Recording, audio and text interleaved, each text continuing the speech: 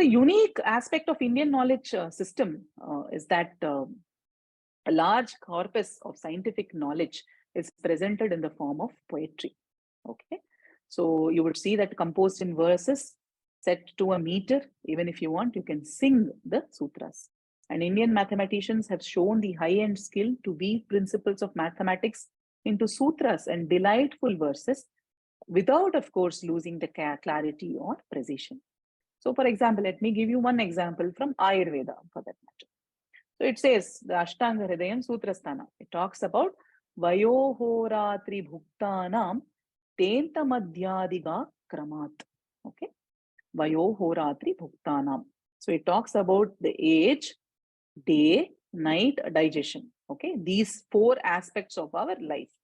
Age in the sense whether I am a child or whether I am a youth or whether I am an elderly person. Okay.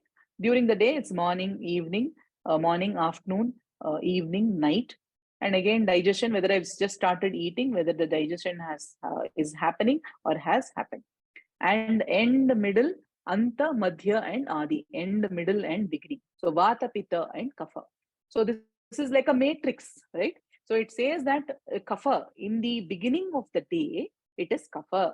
In the beginning of your age, when you are a child, kapha dosha is predominant. When you are in the middle of the day, right, in the noon kind of a time period, or when the middle of your age, in the sense youth stage, pitta is high. And during the night or when it is evening, vata is high. When you are tending to old age, vata is high. So this is a matrix basically. So in the end, in the middle, in the beginning, what doshas are noticed? So vata, pitta, and kapha. It's a beautiful words. Similarly, there is a verse that talks about, the formula, Aryabhatiya Bhashya of Bhaskaracharya. It is the formula A plus B the whole square is equal to A square plus B square. Sorry, I've just made a mistake here. It should be 2AB, right? A square plus B square plus 2AB. Just note that. So this is mentioned in the form of a verse here. And the children at our own Gurukulam learn all these concepts of mathematics or learn these concepts of Ayurveda through these verses in Sanskritam. They also learn the English meaning and they also apply it practically. They have hands-on sessions or they live their life in terms of embodied knowing by learning these sutras. So the Sanskrit effect that many of you have come to know, what is the importance of learning Sanskritam? The James Hartzell, a professor, he noticed, he did a study of 21 Shukla Yajurveda Panditas, and he found that the gray matter in Pandits used to be denser and the cortex was thicker and the hippocampal regions, all these was enhanced, showing a greater, greater potential for memory, retention, decision making, and many of the cognitive executive functions. So he himself had sort of undergone some training in chanting, and he observed that because of the chanting, he was able to quote the content of a meeting verbatim, not just paraphrase it, but quote the exact words. Then he realized that the chanting has what has created this impact. And then that is when he studied the Shukla Yajurveda Pandit, and he's done extensive research. This paper was widely circulated on WhatsApp, on social media, and all that, to highlight the importance of learning Sanskritam. And in fact, Matrubhasha for that matter, but Sanskritam, why? Because many of this is codified in the form of poetry, set to a meter and handed down through the oral tradition, right? Through focusing on the Shravana aspect. Today, what has happened, as for example, you're listening to me, and as you're listening to me, your eyes are also looking at the presentation that is there, or you're looking at me for that matter. So in this, what has happened, this dual channel is going on.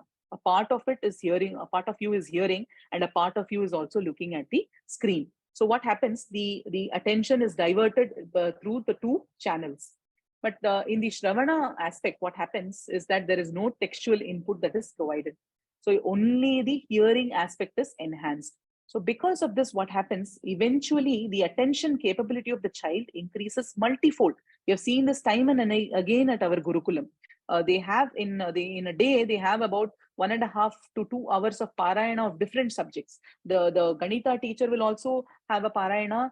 the Sanskritam teacher will also have a Parayana, the Ayurveda teacher will also have a Parayana. So through this repeated process of Shravana, many students who had problems with paying attention, leave alone, extreme disorders, but just paying attention, over a period of time, their attention capability increased and their memory capability also increased. So they are now able to hold a large portion of knowledge in their memory. And this is not rote learning. It's very different from rote learning. When you say rote learning, it is basically by hearting the English content.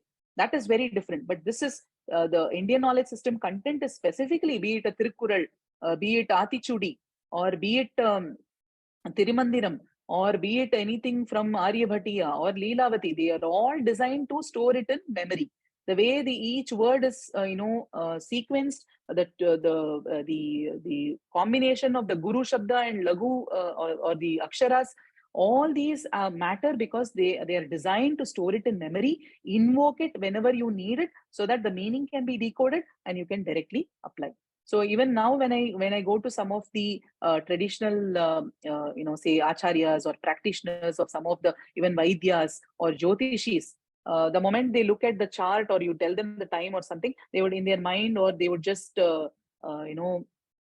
feebly chant the verses, and then from there they then calculate certain things, or they also diagnose based on some of the verses that are mentioned in Charaka Samhita or Shushruta Samhita or Ashtanga Hridayam or whatever. So you see that memory plays a very important component, and this enhances the cognitive capabilities of students, and this can be offered only in a Gurukulam setting. Very difficult to replicate in the mainstream educational process.